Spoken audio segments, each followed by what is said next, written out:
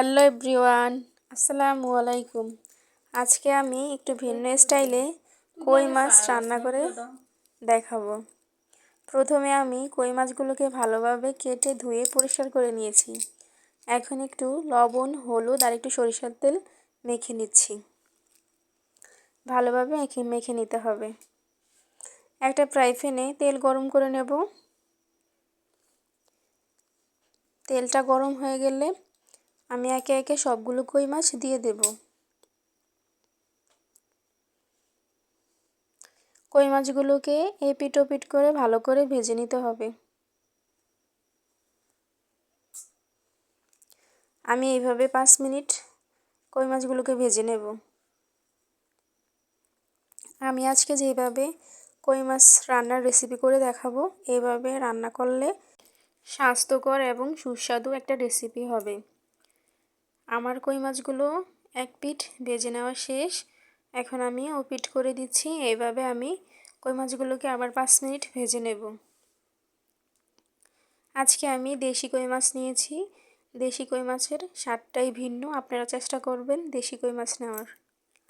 দেখেন আমার কই মাছগুলো ভেজে নেওয়া শেষ। এখন আমি উঠিয়ে নিচ্ছি। এখন আমি এই তেলটাতেই আদা কুচি, রসুন কুচি, পেঁয়াজ কুচি আমি সবগুলো একসাথে এই তেলের ভিতরে ভেজে নেব। ব্রাউন কালার করে ভেজে নেব। আমি এখানে কাঁচামরিচ দিয়ে দিলাম।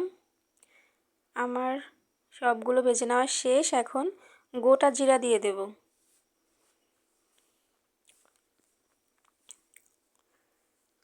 গোটা জিরাও ভেজে নেওয়া শেষ। এখন আমি সবগুলো একটা পাত্রে উঠিয়ে নিচ্ছি।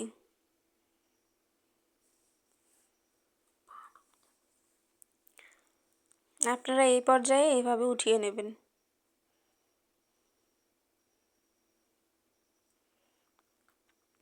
দেখেন আমার সবগুলো উঠিয়ে নেওয়া শেষ। এখন আমি এই তেলেই লবণ দিয়ে দিয়েছি। হলুদের গুঁড়া দিয়ে দিলাম 2 চামচ।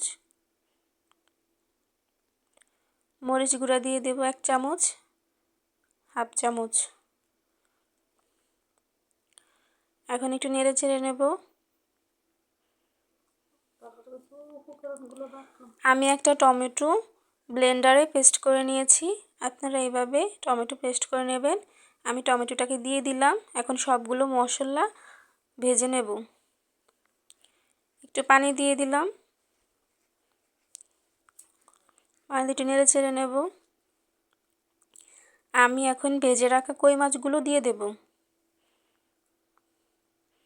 দেখেন সবগুলো কই মাছ দিয়ে দিয়েছি। একটু ভালোভাবে নেড়ে চেড়ে উল্টে পাল্টে দেব। আমি এইভাবে 5 মিনিটের জন্য ঢাকনা দিয়ে ঢেকে দেব।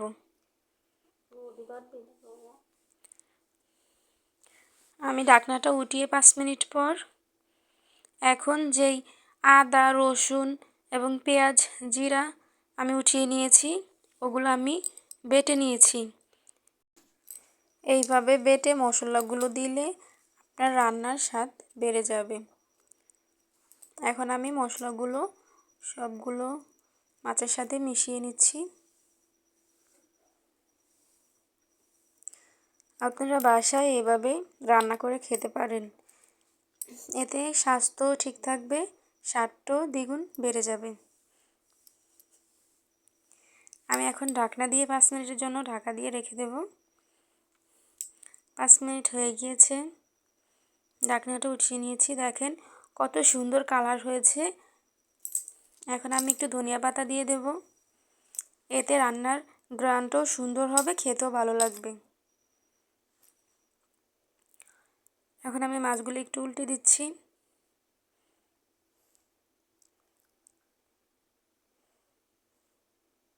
আমার মাছটা রান্না করা শেষ। পেজ থেকে দেখলে ফলো করে দেবেন, ইউটিউব থেকে দেখলে সাবস্ক্রাইব করে দেবেন।